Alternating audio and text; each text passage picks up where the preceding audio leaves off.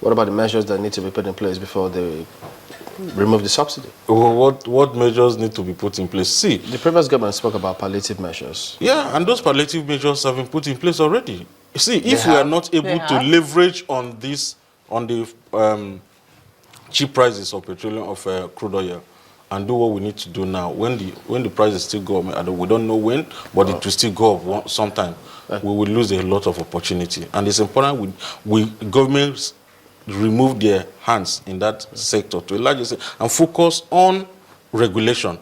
Get the PIB passed either as a food bill or as a piece of bill, you know, to be able to attract investment which into of that those sector. measures did you say have been put in place? The NNPC director, of course, is the new managing director, have been doing few things, and they're doing them right. Look at the reform of the JV.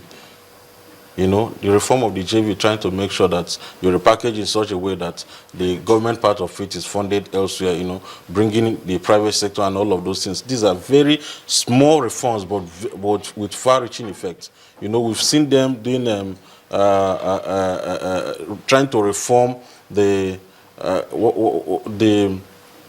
process through which crude oil is exchanged for refined petroleum, and in a transparent form. So, some of these are palliative measures. We've also heard that the refineries have been upgraded, you know, to some extent or to a large extent, and it is in a workable position now. These are palliative measures. All of them or some of them? Some of them. At least 3 of them we had have not visited any refineries, you know. So these are things you need to do to be able to sell these refineries. There is no place in the world where government is running. Government's job is to provide welfare, is to provide security.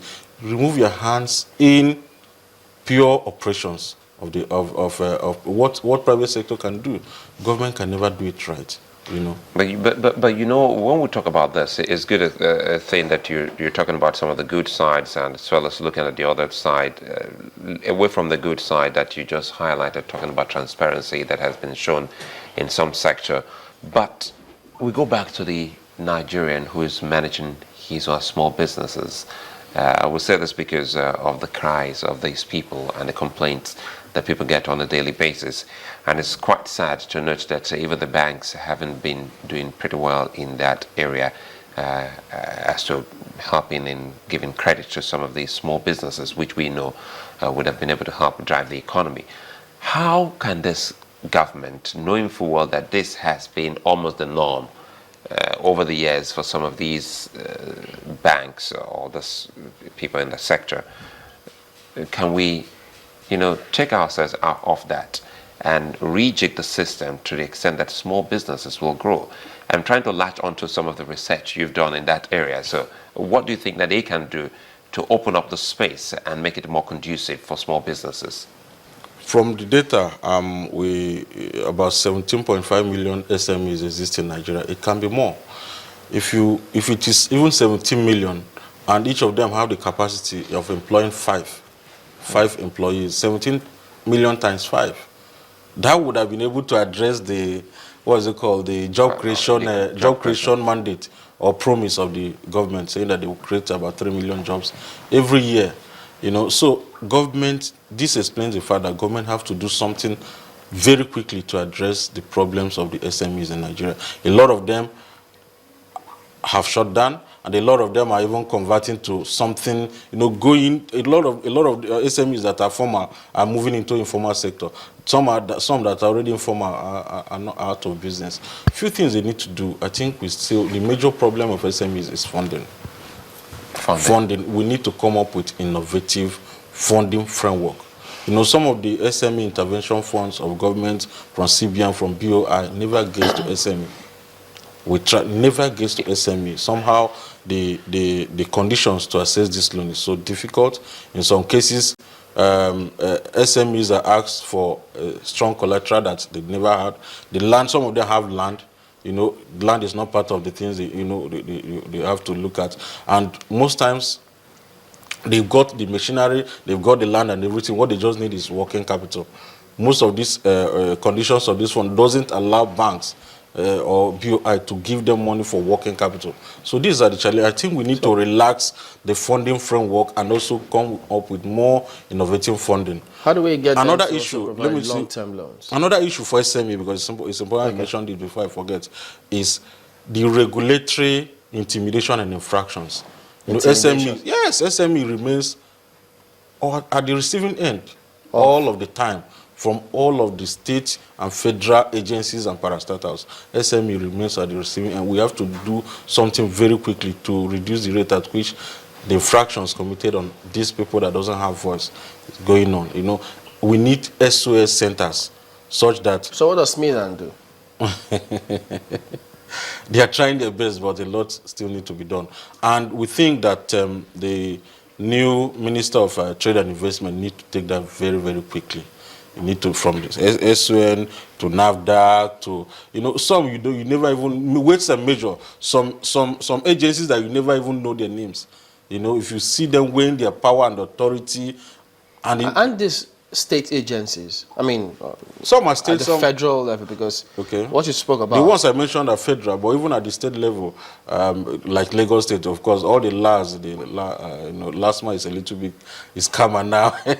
You know, the advertising, LASEPA, so many of them, even environmental agencies, you see them competing, who has the jurisdiction. You know, I'm excited we're talking about this, and even those, some of them that have also tried to make their business more formal, getting them registered, because you just talked about the ease of doing business in Nigeria, how badly we stand on that particular scale.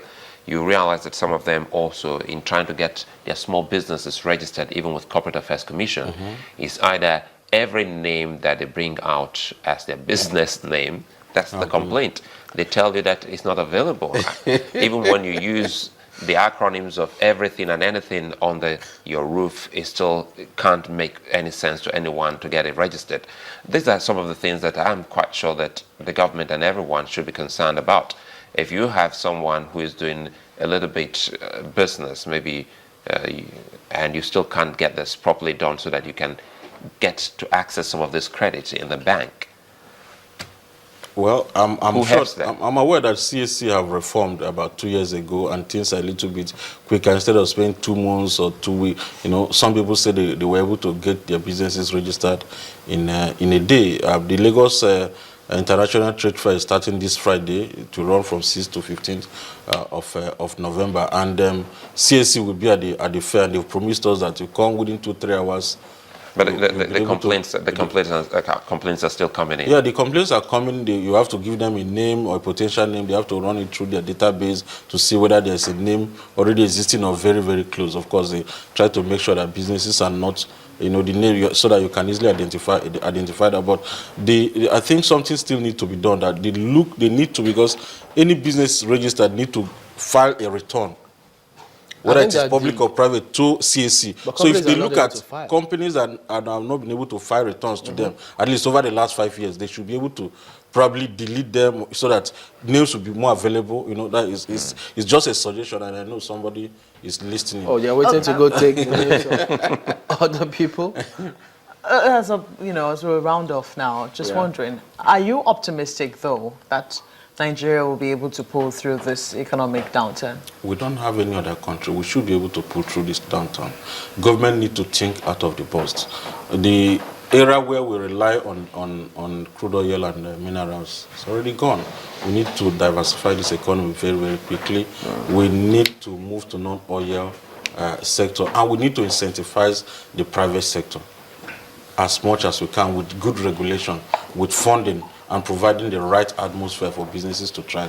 That is the way to go, and we don't have any option.